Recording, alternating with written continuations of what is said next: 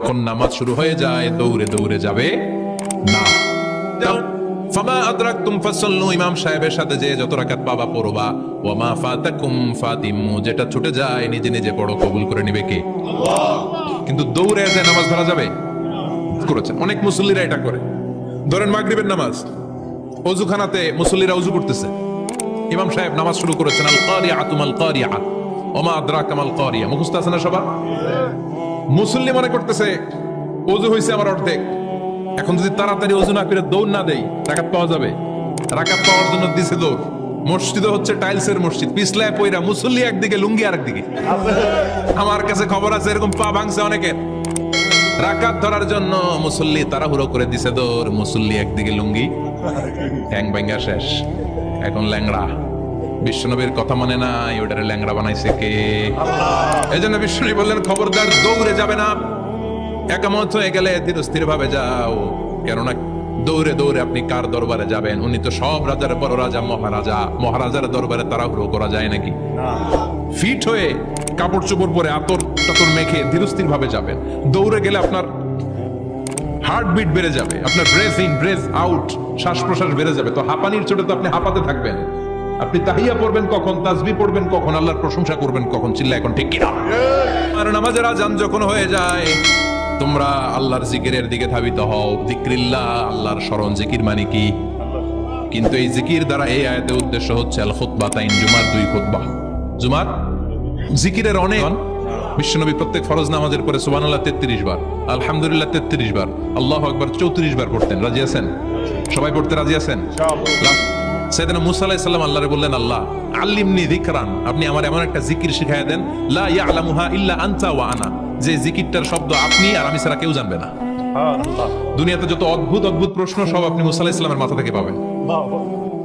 ও আল্লাহ, এমন একটা জিকির আমারে শিখান, দিনে রাতে সব সময় এই জিকির আমি করব, আপনারে ডাকবো, কিন্তু শর্ত হলো এই জিকিরটা জানবে শুধু আপনি আর জানবে শুধু আমি, কেউ জানবে?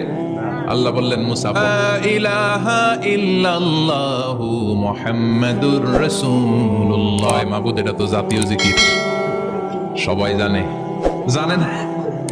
জানে না লা ইলাহা ইল্লাল্লাহ এমন কেউ আছে? কথা কন, জানেন না আপনারা? কথা বলেন, জানেন না? মুসা আলাইহিস সালাম বললেন, আল্লাহ এটা জাতীয় জিকির কইলেন কেন? আমি তো চাইছি এক্সট্রা অর্ডিনারি, অসাধারণ। বললেন মুসা, এই লা ইলাহাকে যদি এক পাল্লায় রেখে দাও, তাম বিশ্ব 7 আকাশ 7 জমিনটারে তুলে যদি তুমি আরেক পাল্লায় রেখে দাও, লা রাজাহাত কাফাতু লা ইলাহা ইল্লাল্লাহ, মুহূর্তের মধ্যে লা ইলাহার পাল্লা ভারী হয়ে যাবে। ও মুসা, তুমি যতই এক্সক্লুসিভ জিকির চাও, লা ইলাহার চেয়ে দামি জিকির আমার কাছে নাই।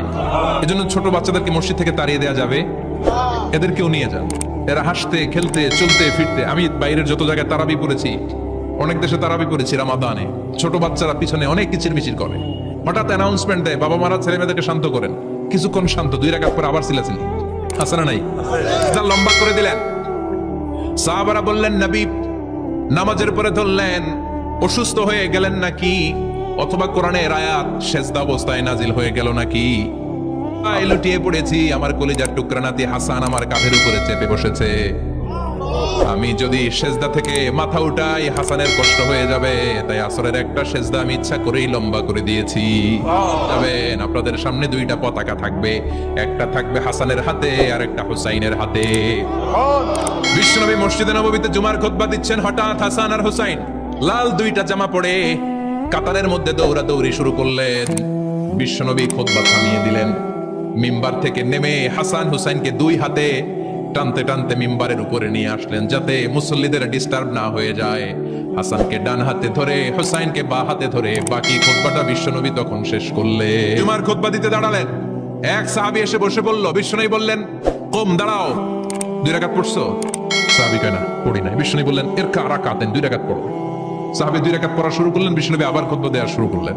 খুতবার নিরবিচ্ছিন্নতাকে ভঙ্গ করে বিশ্বনবী তাকে দাঁড়াতে বললেন, 2 রাকাত নামাজ পড়তে বললেন। তার মানে খতিব সাহেব মন গড়া শুধু খুতবা দিয়ে যায় না, ডানে বায়ে কোথায় কি হচ্ছে সবকিছু নজরে রেখে, কন্ট্রোলে রেখে, সামাজিক সব সমস্যার কথাগুলো তুলে ধরে অসামাজিক কার্যকলাপের বিরুদ্ধে হুঙ্কার দিয়ে জুমার প্ল্যাটফর্মটাকে শক্তিশালী করাই হচ্ছে একজনের খতিবের দায়িত্ব। চিল্লা এখন ঠিক কিনা?